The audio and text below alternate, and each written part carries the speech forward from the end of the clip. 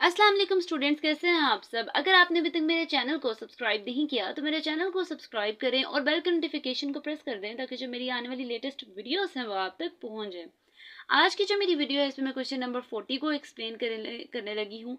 तो सबसे पहले क्वेश्चन की स्टेटमेंट देखते हैं। स्टेटमेंट में लिखा हुआ है इन यू वी जी पढ़ लें या फिर आप जेड बी पढ़ सकते हैं।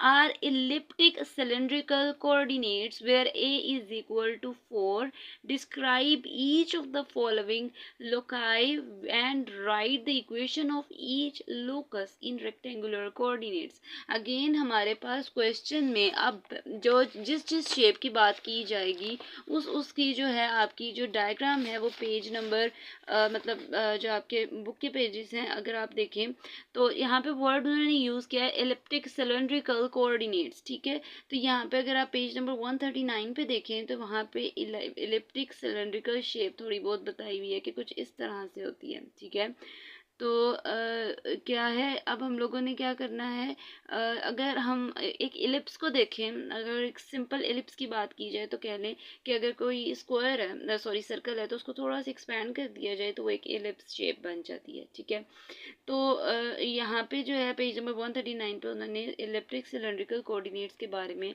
जो है थोड़ा बहुत एक्सप्लेन किया है। लेकिन यहाँ पे जो मैं क्वेश्चन करने लगी हूँ उसमें वो कह रहे हैं कि ए की वैल्यू मेरे पास गिवन है। कह रहे हैं describe each of the following loci and write the equation of each locus in rectangular coordinates. कह रहे हैं हम लोगों ने क्या करना है, अगेन इलेक्ट्रिकल सिलेंड्रिकल कोऑर्डिनेट्स को कन्वर्ट करना है कि रेक्टेंगुलर। रेक्टेंगुलर का मतलब होता है जिसमें एक्स वाई जी एक्सेस हो जाते हैं। ठीक है, तो हम लोगों ने क्या करना है, सबसे पहले जो इलेक्ट्रिक सिलेंड्रिकल कोऑर्डिनेट्स में एक्स वाई जी की वैल्यू है वो सारी लिख देनी है। ठीक है, अगर एक्स वाई जी की वैल्यू देखी जाए तो मेरे पास एक्स की वैल्यू वहां से मैंने लिखी है पेज नंबर 139 पे ये लिखी हुई है। कुछ वैल्यूज आपको लर्न करनी पड़ेंगी इस चैप्टर के लिए, कर्वीलिनियर कोऑर्डिनेट्स के लिए इस चैप्टर के लिए आपको ये वैल्यूज लर्न करनी पड़ेंगी जिसमें हमारे पास एक्स इज इक्वल टू ए। अच्छा, यहाँ पे वर्ड है, अभी तक हम लोग ये हाइपरबोलिक फंक्शन होते हैं जिसमें हम ये पढ़ते थे कॉस हाइपरबोला। ठीक है, या साइन हाइपरबोला, लेकिन इसकी प्रोनाउंसिएशन अगर देखी जाए तो इसको पढ़ा जाता है कॉश, कॉश यू और यहाँ पे कॉस भी है। ठीक है, नेक्स्ट देखिए हमारे पास y इज इक्वल टू ए सिंच, इसको पढ़ा जाता है सिंच। जैसे मतलब उसको प्रोनाउंस के जैसे ये कॉश और यहाँ पे सिंच, तो जो है वो इस तरह से प्रोनाउंस होगा। आगे यू आ जाता है, लेकिन जब हम लोग अपने जब स्टडी करते थे तो उस टाइम पे इसको साइन हाइपरबोलिक फंक्शंस और कॉस हाइपरबोलिक फंक्शंस की फॉर्म में पढ़ा जाता था। आगे देखें यहाँ पे मेरे पास एक वर्ड है SINV। अभी तक जितने भी क्वेश्चंस करवाए जिसमें मैंने वैल्यूज थी तो उसमें मैंने प्रोनाउंसिएशन नहीं देखी जो आपकी प्रोनाउंसिएशन है। हम लोगों ने इसको क्या पढ़ते थे उस टाइम पे, साइन, लेकिन अब यहाँ पे जो वर्ड यूज होता है वो सिन होता है, तो हम सिन वी पढ़ेंगे। और जी जो मेरे पास जेड की वैल्यू है वो किसके इक्वल है, जेड के इक्वल है। ठीक है, अब यहाँ पे जो हेडिंग लिखी है गिवन की हेडिंग लिखी है, गिवन में यहाँ पे क्वेश्चन में देखें ए इज इक्वल टू 4। ठीक है, तो यहाँ पे अगर ए मेरे पास 4 है तो मैंने वहां से ए की वैल्यू 4 लिखी, ये मेरे पास क्वेश्चन में गिवन है। ठीक है, तो मैंने यहाँ पे गिवन की हेडिंग लिख के ए की वैल्यू 4 बना दी। अब जो मेरे पास इलेक्ट्रिक सिलेंड्रिकल कोऑर्डिनेट्स की वैल्यूज हैं वहाँ वहाँ जहाँ जहाँ ए है वहाँ वहाँ ए की वैल्यू पुट कर दी। यहाँ पे भी 4 आ गया, यहाँ पे भी 4 आ गया और ये वाली टर्म एज इट इज आ गई। अब इस वैल्यू पे मैंने सारा काम करना है। ए पार्ट अगर आप इसका देखें तो ए पार्ट पे मेरे पास जो वैल्यूज हैं वो मैंने लिख दी।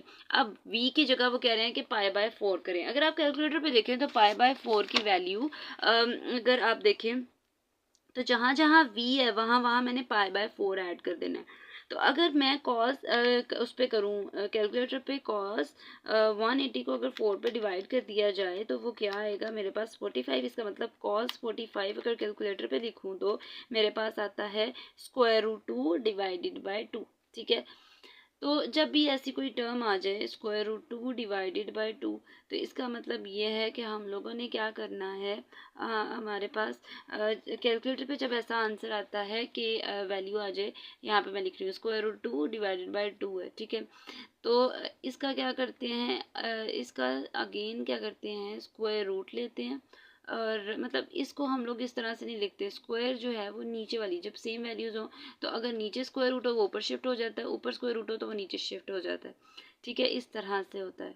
तो हम क्या करेंगे, अब यहाँ पे ये ऊपर वाली टर्म के साथ है तो ये 1/√2 आ जाएगा, ठीक है। और 4 हमारे पास जो है वैल्यू एज इट इज़ रहेगी, ठीक है। तो अब हम लोगों ने क्या करना है, या फिर आप ऐसे भी कर सकते हैं, तो या आप ये करें कि मेरे पास अगर वैल्यू में लिखूं, नेक्स्ट जो वैल्यू है यहाँ पे एक वैल्यू थी कि यहाँ पे स्क्वायर रूट भी लेते थे और स्क्वायर लेते थे, ठीक है। तो स्क्वायर स्क्वायर रूट से कैंसिल आउट हो जाता था और जो नीचे वाली टर्म थी वो भी स्क्वायर रूट में आ जाती थी। कुछ इस तरह से स्टेप करके वो भी एक प्रोसेस है कि हम लोगों ने अगर स्क्वायर रूट ऊपर आ जाए और नीचे मतलब ऊपर नीचे सेम टर्म्स है तो वो उस तरह से भी लिखा जा सकता है। यहाँ पे भी देखें y की वैल्यू किसके इक्वल है 4 since u sin π/4, तो अगेन sin 40 डिग्री 45 डिग्री है। अगेन कैलकुलेटर पे लिखें अगर हम sin 45 डिग्री तो वो किसके इक्वल आएगा, अगेन वही वाली टर्म आ गई है तो हम लोगों ने स्क्वायर रूट को नीचे शिफ्ट कर देना है, ठीक है। तो अब हम लोग क्या करेंगे, मैंने इसको अगर सिंप्लीफाई करूँ तो क्या आएगा मेरे पास 4 since u divided by square root 2, ठीक है। अब अगेन यहाँ पे क्या स्टेप हुआ कि मेरे पास 4 है तो 4 को अगर मैं ब्रेक करूँ तो 2 × 2 हो जाएगा। अगेन अगर ऊपर 2 × 2 करूँगे तो 2 बाहर चल जाएगा और 2 के ऊपर अगेन नीचे स्क्वायर रूट है, ऊपर 2 वाली टर्म है तो ये स्क्वायर रूट ऊपर शिफ्ट हो गया। सेम यहाँ पे भी ऐसे ही है। यहाँ फिर आप कैलकुलेटर पे 4 डिवाइडेड बाय स्क्वायर रूट 2 करें तो इसका आंसर आपके पास 2 स्क्वायर रूट 2 आएगा। आपने कोशिश अगर आप कैलकुलेटर पे करेंगे तो डायरेक्ट आपके आंसर आ जाएंगे, तो आप 2 स्क्वायर रूट 2 भी कर सकते हैं, ठीक है। यहाँ तो आपकी मर्जी है, इसको ब्रेक कर लें 2 × 2 में 2 × 2 डिवाइडेड बाय स्क्वायर रूट 2, ठीक है। ये 2 तो बाहर चला गया, अगेन स्क्वायर रूट नीचे है, ये ऊपर शिफ्ट हो जाता है, ठीक है। नीचे हो तो ऊपर शिफ्ट हो जाता है, ऊपर हो तो नीचे शिफ्ट हो जाता है, ठीक है। तो अब हम लोगों ने क्या करना है नेक्स्ट, जो मेरे पास वैल्यू है उसमें हम लोगों ने वैल्यू अगर मेरे पास आ रही है ये वाली वैल्यू, x की वैल्यू ये टर्म बन गई और y की वैल्यू ये मेरे पास बन गई है। इसके अलावा मैंने एक और पॉइंट क्लियर करना है और वो ये पॉइंट है कि अगर मैं कैलकुलेटर पे लिख रही हूँ, फॉर एग्जांपल यहाँ पे ही अगर देखा जाए, ठीक है, यहाँ तक तो स्टॉप मैंने कर दिया, यहाँ तक तो एक्सप्लेन किया है। ये वाला पॉइंट थोड़ा बहुत फर्दर इसको एक्सपैंड अगर किया जाए तो कॉस, यहाँ पे देखें कैलकुलेटर पे मैंने लिखा कॉस 45 डिग्री, ठीक है, ब्रैकेट क्लोज, तो ये मेरे पास आया स्क्वायर रूट 2 डिवाइडेड बाय 2, ये देखें ये मेरे पास इसका आंसर आया, ठीक है। अगर मैंने इसको फर्दर सॉल्व करना हो या फिर कह लें कि बुक वाला आंसर लाना हो तो मैं क्या करूँगी कि मेरे पास ये टर्म है, हम लोगों के पास जो कैलकुलेटर पे होता है लिखा होता है ANS, आंसर का क्या करना है स्क्वायर ले लेना है। आंसर का स्क्वायर लिया तो मेरे पास क्या आ गया 1/2, ठीक है। जो नंबर आया है जैसे कि मेरे पास 1/2 आया था तो उसका आपने खुद से स्क्वायर रूट ले लेना है, ठीक है। जो नंबर मेरे पास आया अगर आप देखें तो वो था 1/2, तो उसका खुद से स्क्वायर रूट ले लेना है। 1 का स्क्वायर रूट लें तो वो तो 1 नहीं आएगा और स्क्वायर रूट 2 आ जाएगा। इस तरह से भी इसका एक मेथड है कि हम स्क्वायर रूट वाले आंसर को किस तरह से सिंप्लीफाई करेंगे, ठीक है। सेम अगर हम यहाँ पे देखें जो मेरे पास नेक्स्ट वैल्यू थी कि अगर मैं 4 को डिवाइड करूँ, ठीक है, अगर आपको फ्रैक्शन की फॉर्म में नहीं लिखना आ रहा, ठीक है, तो यहाँ पे एक साइन है ये फ्रैक्शन का, यहाँ पे ऊपर लिखे 4, नीचे आपने आना है तो नीचे वाला प्रेस करें, ठीक है, और यहाँ पे आपने लिखना है स्क्वायर रूट 2, ठीक है। तो अगर मैं स्क्वायर रूट 2 लिखा जाए, ये मेरे पास इसका आंसर आया, ये तो कैलकुलेटर पे डायरेक्ट आ गया, ठीक है। तो हम लोगों ने क्या किया उसकी जगह वो लिख देनी है वैल्यू, ठीक है। इतनी बात तो समझ में आ गई। अब मैंने नेक्स्ट क्या करना है, x की वैल्यू भी आ गई, y की वैल्यू भी आ गई है। अगर मैं इन दोनों वैल्यूज़ का स्क्वायर लूँ, ठीक है, यहाँ पे मैंने इसको फर्दर एक्सप्लेनेशन लिखनी चाहिए थे मुझे, लेकिन मैंने यहाँ पे नहीं लिखी। चलो मैं इस पेपर पे सॉल्व करके बताती हूँ। इस पेपर पे अगर मैं x का स्क्वायर लूँ तो मेरे पास आया x² = 2 का स्क्वायर 4 हो जाएगा, वो स्क्वायर रूट से कैंसिल आउट हो जाएगा तो यहाँ पे 2 आ जाएगा और ये कॉश स्क्वायर एच u आ जाएगा, ठीक है। सिमिलरली y की वैल्यू का अगर स्क्वायर ले 4 × 2 8 cosh square u = x²। Similarly y² की वैल्यू क्या आएगी मेरे पास 8 × sinh स्क्वायर u और यहाँ पे 8 आ जाएगा, ठीक है। अगर इन दोनों वैल्यूज़ को सब्ट्रैक्ट कर दिया जाए तो मेरे पास x square minus y square आ जाएगा, विच इज़ इक्वल टू, यहाँ पे भी 8 आ रहा है, यहाँ पे भी 8 आ रहा है, सेम वैल्यू है। उसके अलावा ये कॉश स्क्वायर यू है माइनस सेंच, क्या मैंने पढ़ा था, कॉश और सेंच, ठीक है। तो cosh square u minus sinh square u, ठीक है। अगर ये वैल्यू है तो ये इसका फॉर्मूला था हमारे पास, जो कि हम इंटर लेवल पे पढ़ के आए हैं। यहाँ पे अगर मैं लिख भी देती हूँ कि मेरे पास यहाँ पे फॉर्मूला अगर मैं लिखूँ तो वो था विच इज़ इक्वल टू 1 के इक्वल था, ठीक है। तो मैं यहाँ पे अगर वो वाला फॉर्मूला लिखूँ तो वो क्या आएगा, cosh square u minus sinh square u is equal to 1, ठीक है। ये मेरे पास फॉर्मूला था तो उसकी जगह मैंने 1 पुट कर दिया, तो मेरे पास x square minus y square 8 के इक्वल आ गया है, और जी की वैल्यू के इक्वल थी। उसके अलावा जेड की वैल्यू भी आप कह सकते हैं। तो ये मेरे पास किसको रिप्रेजेंट कर रहा है, एक हाइपरबोलिक सिलेंडर को रिप्रेजेंट कर रहा है, ठीक है। अगेन देखिए, हाइपरबोलिक सिलेंडर को रिप्रेजेंट कर रहा है। मैंने आपको ये चीज़ बताई थी कि सिलेंडर किस चीज़ को रिप्रेजेंट करता है, जिसमें हमारे पास जेड एक्सिस की वैल्यू यहाँ पे भी आ रही है, ठीक है। उसके अलावा एक्स स्क्वायर किसका स्क्वायर है, एक्स का, वाई स्क्वायर किसका स्क्वायर है, वाई का, और 8 जो है वो किसी का स्क्वायर नहीं बन रहा, लेकिन 8 एक ऐसा नंबर है तो वो कहते हैं ये मेरे पास किसको रिप्रेजेंट कर रहा है, एक हाइपरबोलिक सिलेंडर को रिप्रेजेंट कर रहा है, ठीक है। अब नेक्स्ट देखें, मेरे पास ये तो इसका ए पार्ट था। अगर मैं इसका बी पार्ट पे मूव करूँ तो बी पार्ट पे यू की वैल्यू 0 कह रहे हैं, पुट करें, और जेड की जगह 0 पुट कर दें। दोनों की जगह जब मैंने वैल्यू पुट की, एक्स की वैल्यू मेरे पास ये आ गया, वाई की 0, अगेन जेड भी 0 है। तो वो कह रहे हैं कि ऐसी सिचुएशन में जो लाइन बन रही है, अगर उसको देखा जाए तो यहाँ पे अगर 4 पॉइंट है ना, ठीक है, तो यहाँ पे अगर हम कॉस की जगह 0 पुट करें तो 1 आ जाएगा, ठीक है। उसके अलावा अगर आप यहाँ पे कॉस की जगह 180 पुट करें, क्योंकि हम लोग लाइन की बात कर रहे हैं ना, कॉस 180 पुट किया जाए तो वो 10 के, एक लाइन जो होती है, अगर वो देखें स्ट्रेट लाइन है, फॉर एग्जांपल ये मेरे पास एक स्ट्रेट लाइन है, तो उसका एंगल 0 से स्टार्ट होता है और 180 पे स्टॉप होता है, ठीक है। तो पहले हम लोगों ने क्या किया, कॉस की जगह, ये सिर्फ समझाने के लिए बता रही हूँ, मुझे लगता है यही जो है वो एक लाइन को रिप्रेजेंट करें कि उसमें 2 एंगल्स आते हैं। मैंने वो दोनों पुट करके देखे, एक जब मैं पुट कर रही हूँ कॉस 0 पुट कर रही हूँ तो वो 1 आ रहा है, ठीक है। और अगर मैं 180 पुट करती हूँ तो -1 आ रहा है, विच इज इक्वल टू -4, जब 4 के साथ मल्टीप्लाई होगा। तो वो कह रहे हैं कि जो लाइन बन रही है वो कौन कौन से पॉइंट्स को मिला के बन रही है। एक दफ़ा जो मेरे पास एक्स की वैल्यू है वो +4 आ रही है, और एक दफ़ा एक्स की वैल्यू -4 में कन्वर्ट हो रही है, ठीक है। यहाँ पे अगर आप देखें तो ये मेरे ख्याल में स्ट्रेट लाइन इक्वेशन को सॉल्व करने के लिए हमारे पास ये फॉर्मूला होता है, ठीक है। जैसे हमारे पास कोई से 3 पॉइंट्स हैं, स्ट्रेट लाइन फाइंड करनी है अगर, तो वो टी के इक्वल रखते हैं। तो वो कह रहे हैं, ये क्वेश्चन भी हम लोगों ने चैप्टर नंबर 5 में पढ़े थे, कि जिसमें चेंज आ रहा हो, जैसे एक्स वाली वैल्यू में चेंज आ रहा है तो एक्स की जगह टी पुट कर देते हैं, वाई भी 0 है, जेड भी 0 है। तो वो कह रहे हैं कि ये पॉइंट किसके किसके दरमियान है, तो कहते हैं टी एक ऐसा पॉइंट है जो कि -4 और +4 के दरमियान का पॉइंट है, ठीक है। तो वो ये चीज़ उन्होंने लिख दी है। नेक्स्ट इसका पार्ट देखें, सी वाला पार्ट जो है वो समझने के लिए थोड़ा सा ट्रिकी है, वैसे आपको जल्दी समझ आ जाएगी। यहाँ पे वो कह रहे हैं कि हम लोगों ने जो मेरे पास वैल्यू फाइंड की उसमें हम लोगों ने यू की जगह ln2 पुट कर देना है, ठीक है। यहाँ पे भी, और जेड की जगह 2 अगेन पुट कर देना है। जेड की जगह 2 आएगा, 1 सेकेंड, मुझे एक जो है क्वेश्चन में देख लेने दें। मुझे लगता है z is equal to z ही है, जेड इज इक्वल टू 2 नहीं है, जेड भी 2 के इक्वल है, ठीक है।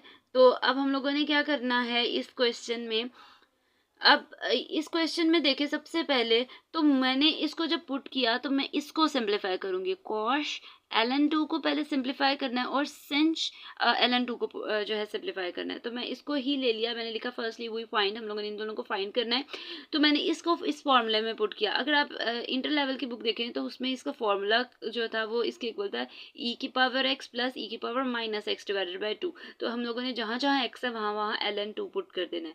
अब अगर आप कैलकुलेटर में देखें, वैसे तो ये ई फंक्शन और ln एक दूसरे से कैंसिल आउट हो जाते हैं, तो इसका आंसर 2 आ जाएगा। लेकिन अगर किसी को प्रॉब्लम है तो वो कैलकुलेटर पे अगर हम देखें तो सबसे पहले आपने क्या करना है, यहाँ पे लॉग के नीचे एक बटन है, ये जो कैलकुलेटर पे आप देखें तो लॉग के नीचे एक बटन है, जिसके ऊपर लिखा हुआ है ln, अगर आप उसको शिफ्ट के साथ प्रेस करें तो ये आ गया मेरे पास e की पावर।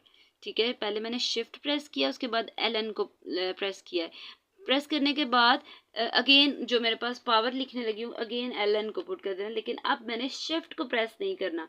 ln का साथ वैल्यू क्या है 2, ठीक है, तो ब्रैकेट में 2 लिख देना। ये देखिए कुछ इस तरह से, शिफ्ट ln, ये देखिए शिफ्ट ln, फिर क्या आएगा ln, और फिर ब्रैकेट में जो पावर है वो लिखनी है। अब इसका आंसर देखें तो वो मेरे पास आ रहा है 2। ठीक है, तो मैंने भी डायरेक्ट इधर, वैसे तो यहाँ पे ये इसके साथ कैंसिल हो जाता है। ठीक है, ये इसके साथ कैंसिल हो जाता है, आंसर 2 आ जाता है। अब यहाँ पे देखिए e की पावर माइनस ln2 है, तो ये माइनस इसकी प्रॉपर्टी होती है वो ऊपर शिफ्ट हो जाता है, तो ये नंबर पे शिफ्ट हो जाएगा। अगेन यहाँ पे कटिंग हो जाएगी तो 2 की पावर -1 आ गया। अब देखें 2 प्लस 2 की पावर -1 है, -1 का मतलब है कि वो फ्रैक्शन की फॉर्म में वैल्यू होगी, तो ये 1/2 में लिखा जा सकता है। मैंने क्या किया, मैंने इसको 1/2 की फॉर्म में लिख दिया। फिर मैंने इसका एलसीएम लिया है, 2 इसका एलसीएम आया मल्टीप्लिकेशन की। ठीक है, तो इसको सिंप्लीफाई किया, 4 + 1 2 5 हो गया, 5/2 डिवाइड बाई 2, तो ये मेरे पास 5/2 मल्टीप्लाई बाई 1/2 आ जाएगा, 5 डिवाइड बाई 4 आ जाएगा। ये मेरे पास किसका आंसर आया है, जो मैंने वैल्यू फाइंड की cos ln2 की। ठीक है, तो उसकी जगह उसका आंसर पुट करना है, लेकिन उससे पहले हम लोगों ने सेंच भी फाइंड आउट करना है। तो सेम उसी प्रोसेस से होगा, लेकिन यहाँ पे अब जो फॉर्मूला यूज हुआ है वो प्लस की जगह माइनस आएगा। बाकी सेम पैटर्न है, हम लोगों ने सेम उसी पैटर्न से इसको सिंप्लीफाई करना है। अब जब मैं इसको सिंप्लीफाई करूंगी तो इसके बाद मेरे पास इसका जो फाइनल आंसर आएगा एलसीएम लेने के बाद, वो कुछ इस तरह से आएगा 3/4। जब ये 3/4 आ गया तो मैंने इसको क्वेश्चन में पुट कर देना है। ठीक है, जब मैं क्वेश्चन में पुट करूंगी, जो मेरे पास x की जगह वैल्यू थी 4 डिवाइड बाई 4 हो गया, कट हो गया, फिर यहाँ पे 4 से कैंसिल आउट हो गया, तो यहाँ पे x की वैल्यू आई 5 cos v और y is equal to 3 sin v। ठीक है, तो यहाँ पे मेरे पास ये एक ऐसा नंबर है, क्योंकि मैंने एक एलिप्स बनानी है, तो ये 5 यहाँ मल्टीप्लाई हो रहा है, दूसरी साइड पे जाएगा डिवाइड हो जाएगा, यहाँ पे 3 मल्टीप्लाई हो रहा है, दूसरी साइड पे जाएगा डिवाइड हो जाएगा। इधर इसका स्क्वायर लूँ, इधर इसका स्क्वायर लूँ, तो x स्क्वायर 5 का स्क्वायर 25 है, y स्क्वायर 3 का स्क्वायर 9 है, sin square v cos square v। ठीक है, तो अगर इन दोनों का वैल्यूज, ये तो हम लोगों ने सेपरेट ही रहने देनी है, ये भी टर्म सेपरेट रहने देनी है, इन दोनों का अगर सम लूँ, ठीक है, तो मेरे पास यहाँ पे जब दोनों प्लस करूंगी, ये किसके इक्वल आ जाएगा, cos square v plus sin square v। यहाँ पे अगेन फॉर्मूला यूज हुआ है, मैंने कल बताया था कि जब भी cos square theta plus sin square theta is equal to 1। अच्छा, मेरी जो मुझे यहाँ पे मैं इसको साइन ही पढ़ती आ रही हूँ, अगर कहीं पे तो अगेन मिस्टेक हो जाए तो उसको इग्नोर कीजिएगा, लेकिन मैं कोशिश कर रही हूँ कि इसको sin ही पढ़ूँ।